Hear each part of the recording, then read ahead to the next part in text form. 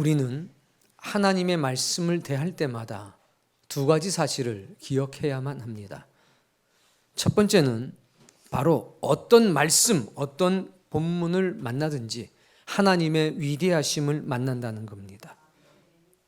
사람을 구원하시는 하나님의 위대하심, 사람이 할 수 없는 일을 행하시는 하나님의 위대하심, 그것을 보셔야 합니다. 두 번째는 하나님의 사람의 특별한 모습을 만나야 합니다. 은혜를 베푸시는 하나님, 능력을 행하시는 하나님 앞에 그 은혜와 능력을 입은 사람들이 어떠한 모습으로 살아가는가, 어떠한 말을 하고 어떠한 행동을 하는가, 이 두 가지 사실에 주목해야 합니다. 항상 모든 것의 본질은 하나님, 예수님, 성령님의 구속의 사역입니다. 그러나 그것만으로는 되지 않습니다. 하나님의 위대하신 능력에 사람들이 어떻게 반응하고 있는가, 그것까지 갖추어지게 됐을 때에 우리는 약속만 받은 사람이 아니라 약속을 성취할 수 있는 장성한 믿음의 사람이 되는 것입니다. 오늘 성경 본문에도 하나님의 특별하신 능력이 나옵니다. 우린 그것을 통해서 깨닫습니다. 생명을 주관하시는 하나님, 언제나 약한 우리들에게 구원의 능력과 은총을 더하시는 하나님, 그분을 만납니다. 동시에 하나님의 사람들의 특별한 모습을 만납니다. 따라해 보겠습니다. 내가 긍휼을 입은 까닭은 주를 믿어 영생을 얻는 자들에게 본이 되게 하려 하심이라. 바울의 고백입니다. 하나님이 나에게 은혜를 주신 것은 예수님을 믿어서 영생을 얻은 사람들에게 본이 되게 하려 함이라. 성경에 기록되어 있는 하나님의 사람들, 예수님을 믿고 영생을 얻은 우리에게 본입니다. 즉, 그가 말한 대로 너도 말하라, 그가 행한 대로 너도 행하라, 이겁니다. 오늘 하나님의 살아계신 능력을 경험하길 바라고, 동시에 하나님의 사람의 특별한 모습이 여러분의 신앙의 본이 되기를 바랍니다. 자, 오늘 본문의 배경은 지난주와 똑같습니다. 그래도 지도를 한번 보겠습니다. 바로 수넴이라고 하는 곳과 갈멜산이라고 하는 곳, 두 곳이 오늘 성경의 배경이 되는 겁니다. 갈멜과 수넴 사이는 40km입니다. 본문 18절. 그 아이가 자라매 하루는 추수꾼들에게 나가서 그의 아버지에게 이르렀더니, 17절의 말씀은 지난주의 마지막 말씀이었습니다. 과연 잉태하여 한 해가 지나 이때쯤에 엘리사가 그 여인에게 말한 대로 아들을 낳았더라. 하나님의 말씀이 성취됐습니다. 모든 생명의 능력이 하나님께 있다는 것이 증명되었습니다. 물리적으로는 불가능했습니다. 현실적으로 이미 그 남편도 아내도 포기한 상태였습니다. 돈으로도 해결이 안 됐고, 명예로도 해결이 안 됐고, 의학적으로도 해결이 안 됐습니다. 포기했습니다. 그런데 하나님이 하셨습니다. 그런데 그 아이가 벌써 자라서 추수할 때에 이른 아침부터 아버지를 도우러 나가게 되었습니다. 1년이 흐른 게 아닙니다. 5년이 흐른 게 아닙니다. 적어도 10년은 흐른 겁니다. 자, 19절. 그런데 이 아이가 추수하는 일을 돕다가 갑자기 말합니다. 아이고, 머리가 아파요. 머리가 아파요. 이거는 높은 기온 때문에 일사병일 수도 있고, 아니면 뇌에 문제가 생긴 뇌질환일 수도 있습니다. 그러나 성경은 무엇인지 밝히고 있지 않습니다. 그게 일사병이 되었든 그게 뇌질환이 되었든 상관없다. 지켜봐라. 결론이 어떻게 되는지. 여러분, 우리의 인생의 문제는 실로 다양합니다. 누구는 경제적인 문제, 누구는 질병의 문제, 누구는 사건과 사고,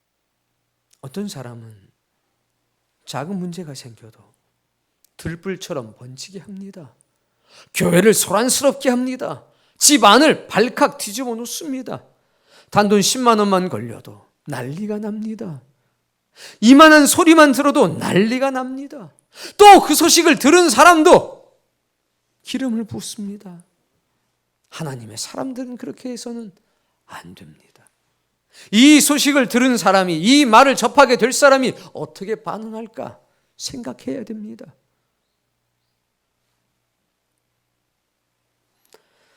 사람들이 문제를 알게 되면 말입니다, 반드시 소란스러워집니다. 소란스러워지면 어떻게 되는지 아십니까? 하나님의 옷자락을 잡을 수 있는 마지막 기회를 그 소란스러움 때문에 잃어버리게 될 수도 있다는 사실을 기억하셔야 됩니다. 이 여인은 그 기회를 놓치고 싶지 않은 겁니다. 그러나 신속하게 행동하고 있지만 급하게 서둘지는 않고 있다는 사실을 아셔야 합니다. 갔다 오겠습니다. 이 급한 상황에도 이 지경이니 평상시에 어떠했는지 여러분이 알 수 있을 겁니다. 오늘 사랑하는 모든 여인들이 이 여인 되기를 바랍니다. 23절,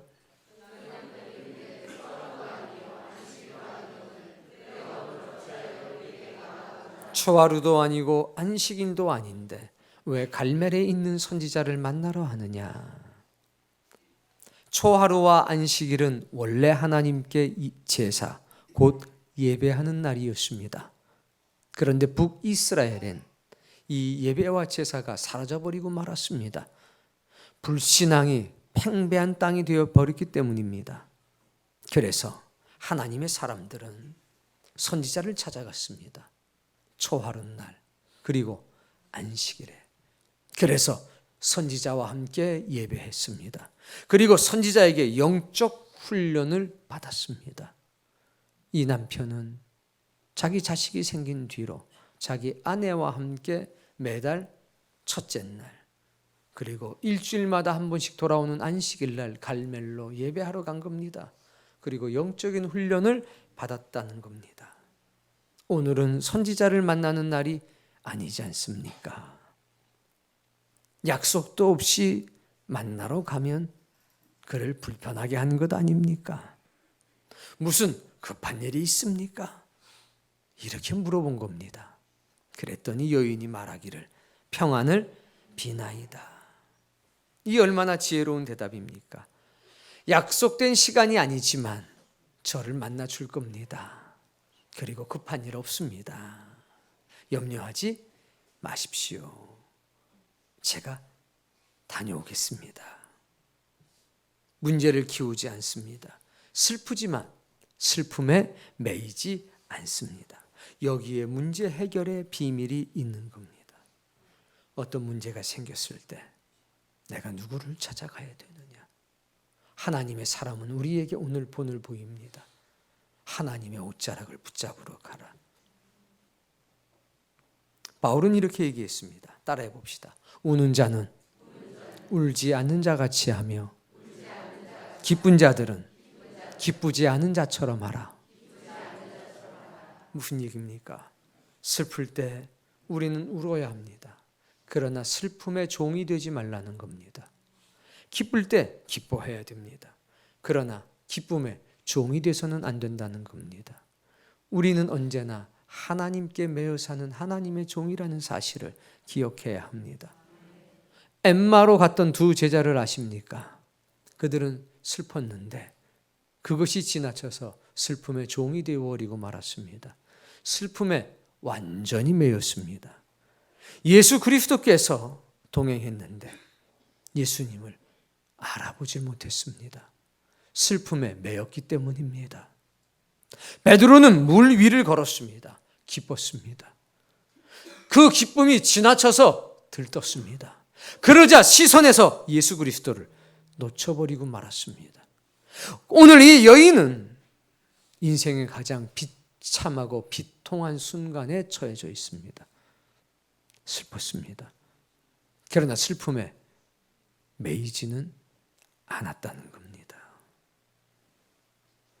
오늘 이 여인의 삶이 여러분의 본되기를 바랍니다. 24절 말씀. 몰고 가라. 내가 말하지 아니하거든 멈추지 말라. 평안한 모습을 보였지만 사원한테 말합니다. 40km를 쉬지 말고 달려가자. 왜? 1분 1초가 급한 겁니다. 25절. 엘리사가 멀리서 봤습니다. 게하시에게 말합니다. 저기 수넴 여인이 있다. 26절. 너 평안하냐? 네 남편은 별일 없냐? 네 자식은 무슨 일이 없는지 물어봐라. 게하시가 가서 이 여인을 만납니다. 물어봤더니 여인이 대답하기를 평안합니다. 간결하게 대답합니다. 지금 평안합니까? 안 평안합니까? 그런데 이 여인이 이렇게 대답한 이유가 있습니다. 이 긴급하고 긴박한 상황에 얼마나 지혜롭게 대답하고 있는지, 대처하고 있는지 여러분이 깨달아야 합니다. 구구절절히 설명하고 있지 않습니다. 왜? 선지자를 만나는 것이 급하고 중요하기 때문입니다. 지금 사환인 게하시를 만나가지고 이런 일이 있었고 저런 일이 있었고 설명할 시간이 없는 겁니다. 여러분, 정말 중요한 것, 내 힘으로 해결할 수 없는 것, 하나님 만나야지만 해결됩니다. 그런데 사람은 자꾸 사람을 붙들고 자기의 속사정 얘기하려고 합니다. 자꾸 문제를 키웁니다. 때때로는 알릴 필요가 있습니다. 그러나 정말 중요한 일, 사람이 해결할 수 없는 일, 한시가 급한 일, 하나님의 옷자락 붙잡아야 합니다. 이걸 잊어서는 안 됩니다. 27절. 갈멜산에 도착했습니다. 엘리사를 만나자마자 그의 발을 부둥켜 안습니다. 게하시가 그를 물리칩니다. 일상적으로는 게하시의 행동이 옳습니다. 그러나 지금 이 상황에서는 그렇지가 않습니다. 하나님의 사람이 말합니다. 가만두라. 그녀의 영혼이 지금 괴로워하고 있다. 그런데 하나님께서 내게 말씀해 주지 않는다. 안 겁니다. 초하룻날도 아니고 안식일도 아닌데 달려오고 있습니다. 남편이 없이 혼자 오고 있습니다. 자식의 얼굴이 보이지 않습니다. 무슨 일이 생긴 겁니다. 하나님께 기도했는데 하나님께서 침묵하십니다. 하나님이 침묵하시는 것도 응답임을 아셔야 합니다. 하나님의 종들에게라도 항상 말씀해 주시는 건 아닙니다. 그러나 침묵조차도 응답임을 엘리사는 잘 알고 있었습니다. 하나님께서 내게 숨기시고 말씀하지 않으셨다. 그러나 이 여인은 괴로워하고 있으니 내버려 두라. 발을 앓는 여인의 모습을 보십시오. 얼마나 간절하고 얼마나 절박한지, 그리고 얼마나 엘리사를 신뢰하고 있는지. 신약에도 이런 여인이 하나 있었습니다. 예수님께서 식사하고 있을 때에 예수님의 발에 입을 맞추고 예수님의 머리에 향유를 붓던 여인을 기억하십니까? 주님을 신뢰하는 겁니다. 주님만이 내 인생을 위로할 수 있고 주님만이 나를 이 사망의 웅덩이에서 건져낼 수 있다는 신뢰가 있어야, 그 사랑과 신뢰가 있어야 그 발에 입 맞출 수 있고 그 발을 붙들고 올 수 있는 겁니다. 이게 하나님의 사람들의 특별한 모습이라는 겁니다. 28절.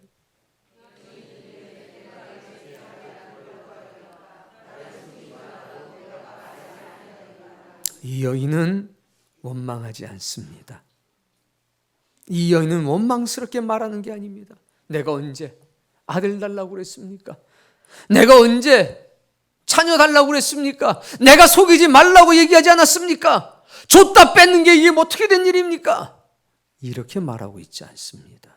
그는 자신의 영적인 순결과 자신의 영적인 정결함을 눈물로 고하고 있는 겁니다. 마치 선지자의 생도의 아내가 내 남편이 하나님을 경외하는 사람이었다는 것을 당신이 아시지 않습니까? 했던 것처럼 내가 내 주께 아들을 구하더이니까 당신이 아시지 않습니까? 내가 나를 속이지 말라고 말하지 않았습니까? 그런데 하나님이 주신 것 아닙니까? 당신님이 이 모든 것을 잘 알고 있지 않습니까? 이 고백이 어떤 의미인지 여러분은 잘 알고 있지 않습니까? 선지자 생도의 아내의 고백처럼 오늘 수냄 여인은 동일한 고백을 하는 겁니다. 당신님이 잘 알고 있지 않습니까? 하나님은 이런 소리에 응답합니다. 아무렴 내가 잘 알고 있지. 내가 너를 내 손바닥에 새겼어. 너의 엄마는 너를 버려도 나는 너를 버리지 않을 거야. 네가 전심으로 날 향하고 있는데 내가 어찌 너를 돕지 않겠니?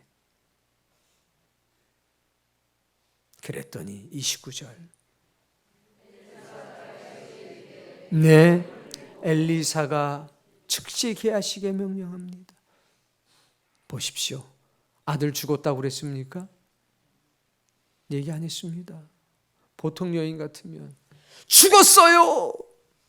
이게 어떻게 된 일입니까? 울고 난리가 났을 겁니다. 이 여인은 아들이 죽었다, 살았다, 병들었다 얘기하지 않습니다. 내가 언제 구한 적이 있습니까? 제가 나를 속이지 말아달라고 말씀하지 않았습니까? 하나님의 은혜로 준 자식 아닙니까? 근데 엘리사는 알아들었습니까? 못 알아들었습니까? 정확하게 알아들었습니까? 아닙니다. 문제가 있구나. 그러나 묻지 않습니다. 왜? 병들었든 죽었든 다쳤든 하나님께는 똑같습니다. 다친 것보다 병든 게 중하고 병든 것보다 죽은 게 중요한 건 우리의 입장. 근데 하나님의 입장에서는 모든 게 먼지와 같은 일에 불과한 겁니다. 엘리사는 알았습니다. 그 여인도 알았습니다. 묻지 않습니다. 서운하지도 않습니다. 중요한 건 엘리사가 빨리 그 자리에 가는 겁니다. 엘리사가 말합니다. 그 여인한테가 아니라 사환한테 말합니다. 너 빨리 가라. 네 허리를 묶고 내 지팡이를 가지고 가라. 인사하지 말고 빨리 가서 그 지팡이를 그 아이의 얼굴에 놓아라.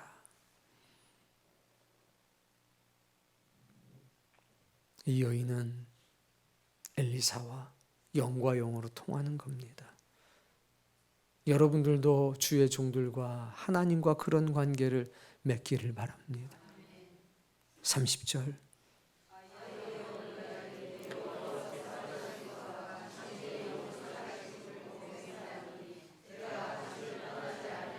네, 이 아이 어머니도 설명하지 않습니다.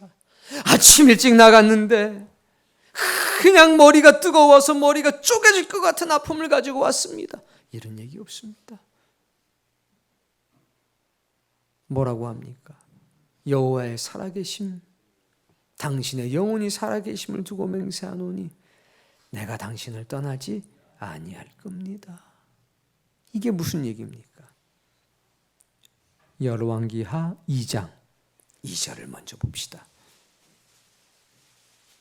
읽습니다. 엘리야가 엘리사에게 이르되 청하건대 너는 여기 머물라. 여호와께서 나를 베델로 보내시니라. 엘리사가 이르되 여호와께서 살아계심과 당신의 영혼이 살아있음을 두고 내가 당신을. 엘리야가 하나님께서 부르시자 홀로 있기를 원했습니다. 넌 여기 머물러라. 하나님이 나를 찾으신다. 그때 엘리사가 뭐라고 그랬냐면 똑같은 얘기입니다.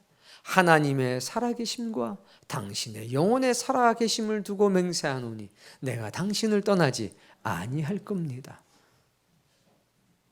엘리사가 자기 스승에게 했던 말을 그대로 이 여인을 통해서 듣고 있습니다. 이 말의 뜻이 무엇인지 아무도 몰라도 엘리사는 잘 알고 있다는 겁니다. 결국 이 말은 아무나 할 수 없는 고백이라는 것을 알 수 있습니다. 이 고백이 있는 신자는 복됩니다. 이 여인은 이렇게 고백하는 겁니다.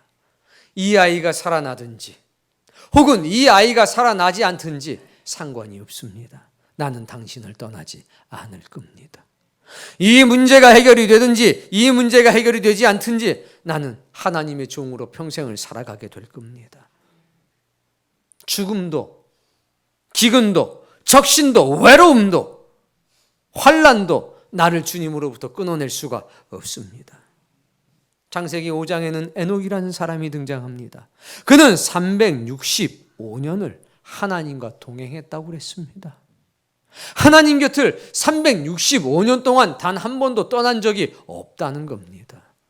하나님의 뜻을 벗어나는 말과 행동을 한 적이 없다는 겁니다. 오늘 여러분은 어떻습니까? 오늘 말씀의 주제가 뭡니까? 곁을 떠나지 않는 신앙. 바로 이 말씀입니다. 하나님의 사람의 특별함은 바로 거기에 있는 겁니다. 예수님도 하나님의 곁을 떠나신 적이 단 한 번도 없었습니다. 항상 하나님의 뜻 가운데에 머물렀습니다. 항상 하나님과 동행하며 살았습니다. 이것이야말로 하나님께 은혜를 입은 사람들, 하나님의 구속의 역사에 하나가 된 사람들의 삶입니다. 어떤 사람이 어떤 일을 내게 행하였어도 상관이 없습니다. 어떤 사건이, 어떤 불이익이 혹은 어떤 영광이 나를 찾아와도 마찬가지라는 겁니다. 내 형편이 좋아도 저는 하나님의 곁을 떠나지 않을 겁니다. 내 형편이 최악이 돼도 나는 하나님의 곁을 떠나지 않을 겁니다. 희노애락 어떤 게 찾아와도 나는 여전히 하나님께 매여 사는 사람일 뿐입니다. 그때 뭐라고 그럽니까? 엘리사가 이에 일어나 여인을 따라가니라. 엘리사가 엘리야한테 그렇게 했대. 엘리야가 어떻게 했습니까? 가자 베델로. 에녹이 하나님과 동행할 때 하나님 어떻게 하셨습니까? 가자 내 나라로 데려간 것 아닙니까? 오늘 여러분이 하나님께 속했다면 내가 하나님의 살아계심과 당신의 영혼의 살아계심을 두고 맹세하노니 내가 결코 하나님을 떠나지 않을 겁니다. 내가 결코 예수님을 떠나지 않을 겁니다. 이런 은혜로운 고백을 할 수 있는 사람 되길 바랍니다. 우리는 흔들리는 갈대에 불과하지만 이 갈대에 하나님의 능력이 임하고 그 은혜에 우리가 반응하면 우리는 흔들리는 갈대가 아니라 흔들리지 않은 뿌리 깊은 나무가 될 것입니다. 31절.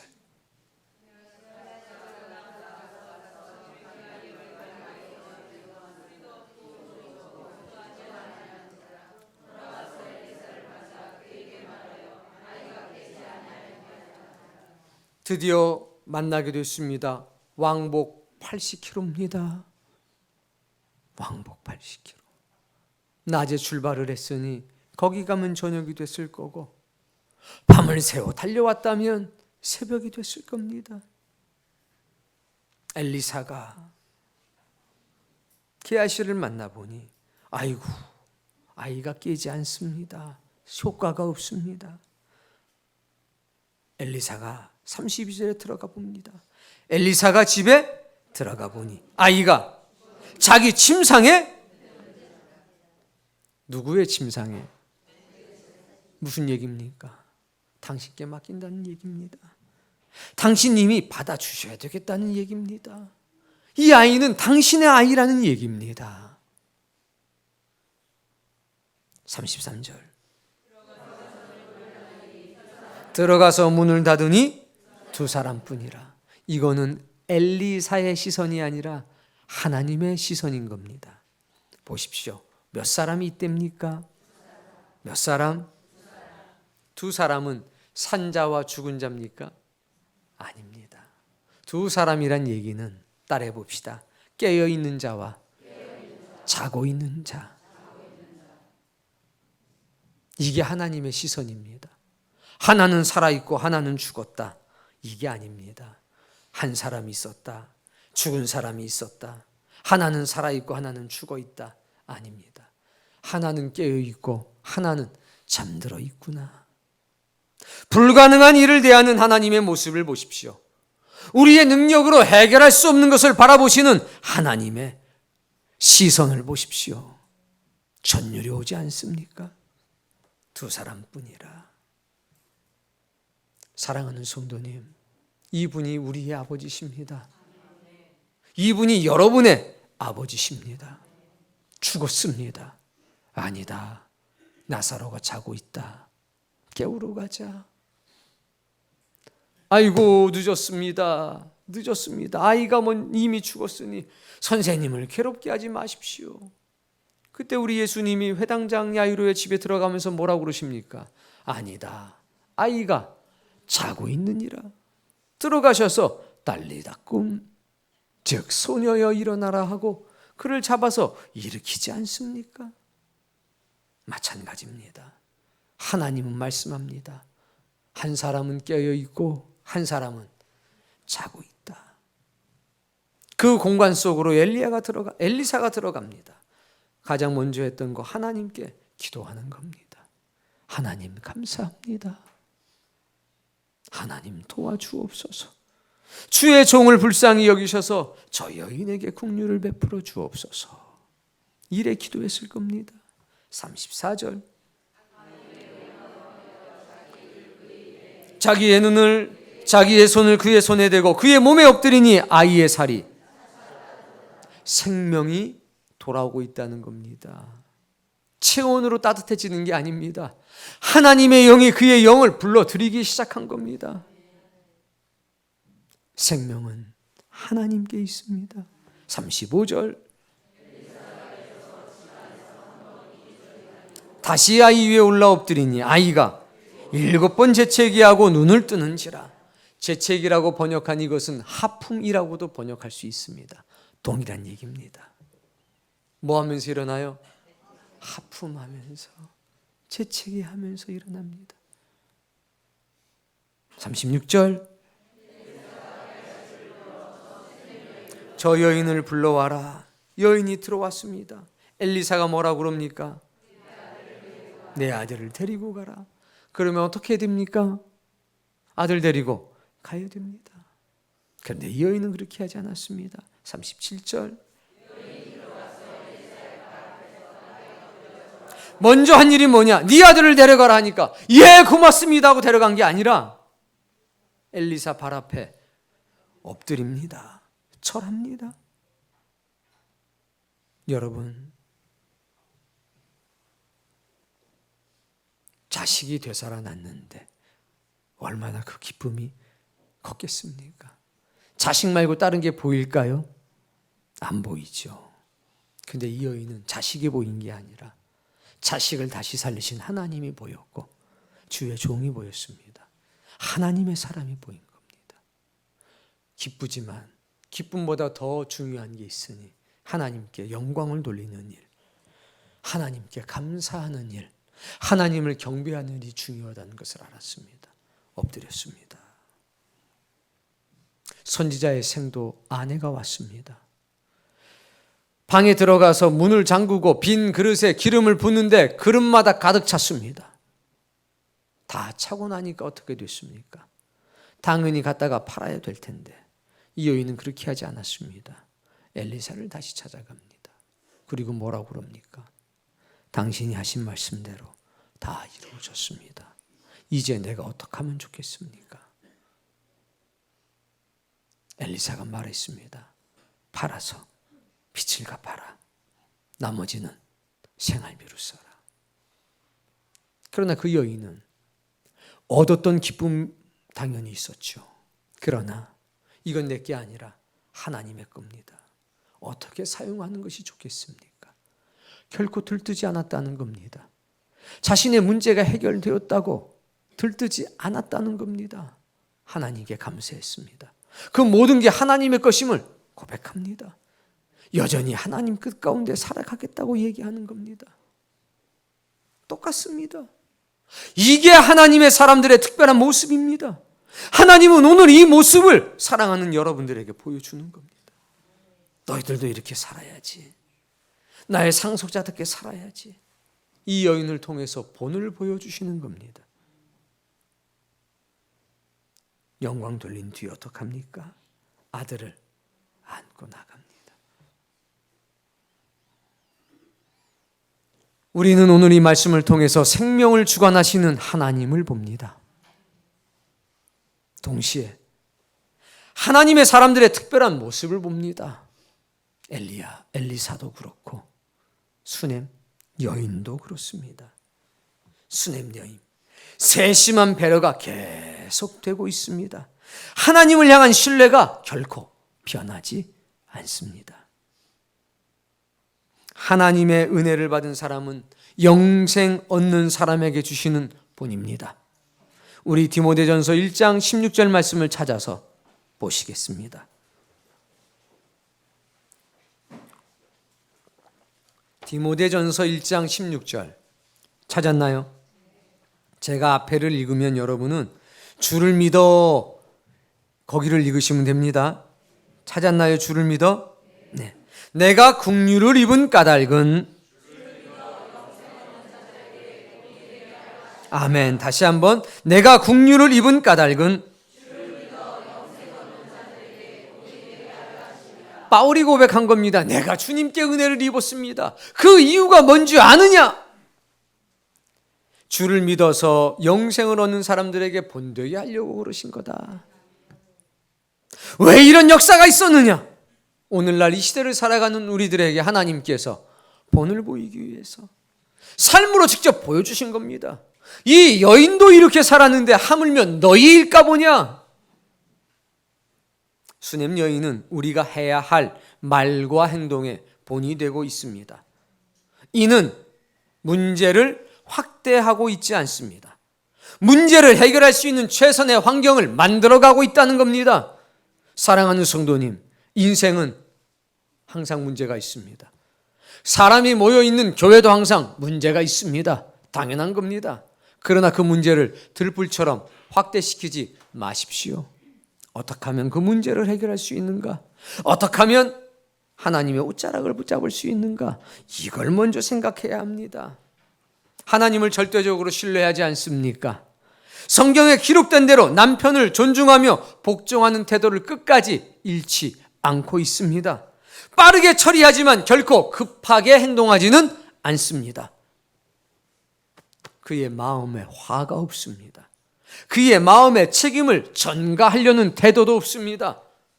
당신 때문이야. 이거 없습니다. 줄 때는 언제고 가져갈 때는 언제입니까? 왜 줬다 뺏었다 합니까? 이거 화 아닙니까? 책임 전가하는 것 아닙니까? 이 여인에게는 그런 거 전혀 없었습니다. 여러분의 인생에도 화가 없기를 바랍니다.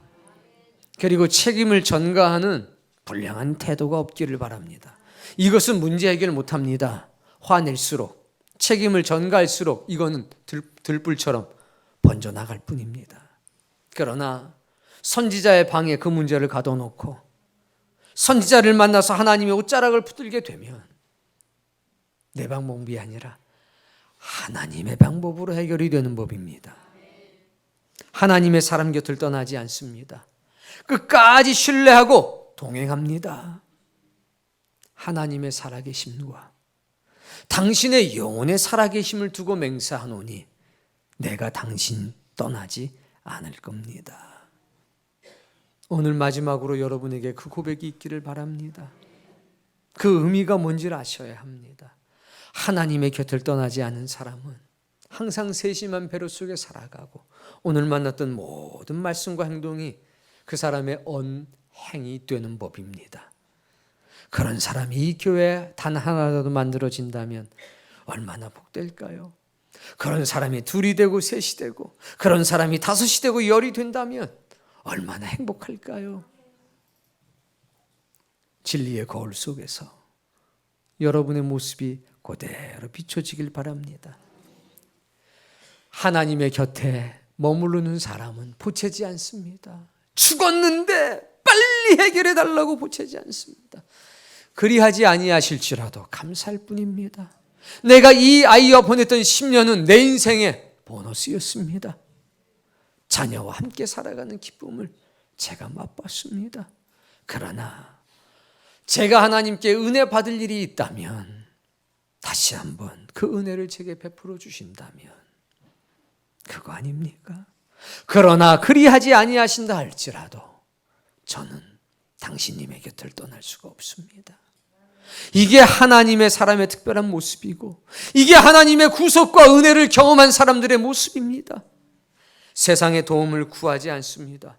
하늘의 국률, 하늘의 도우심을 부르는 말과 행동으로 충만합니다.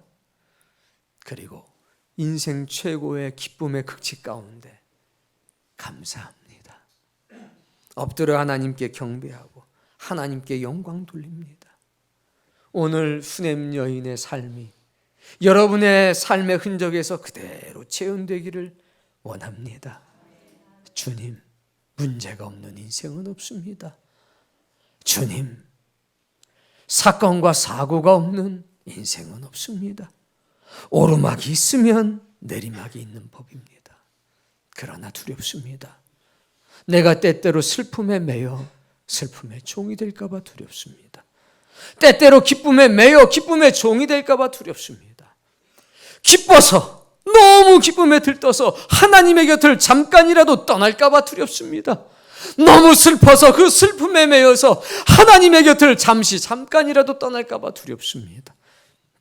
하나님, 우리 가운데 누구도 슬픔과 기쁨에 종되어서 잠깐이라도 하나님의 곁을 떠나는 사람이 없게 하옵소서. 언제나 주의 곁에 머무는 하나님의 사람이 되게 하소서. 그리고 부족한 우리도 주님을 믿어 영생을 받은 사람들의 본이 될 수 있도록 선한 은혜를 베풀어 주옵소서. 여러분, 하나님이 여러분의 아버지시고 모든 생명은 하나님께 있습니다. 그리고 그 하나님께서 여러분을 사랑하십니다. 마음과 생명을 다해서 살아계신 하나님 앞에, 그리고 이 수냄 여인의 삶이, 엘리사의 삶이 나의 삶이 될 수 있도록, 그리고 나의 삶이 하나님께서 내게 베풀어 주신 은혜가 주님을 믿어 영생을 얻게 될 모든 사람들에게 본이 될 수 있도록 마음을 다해 기도합시다.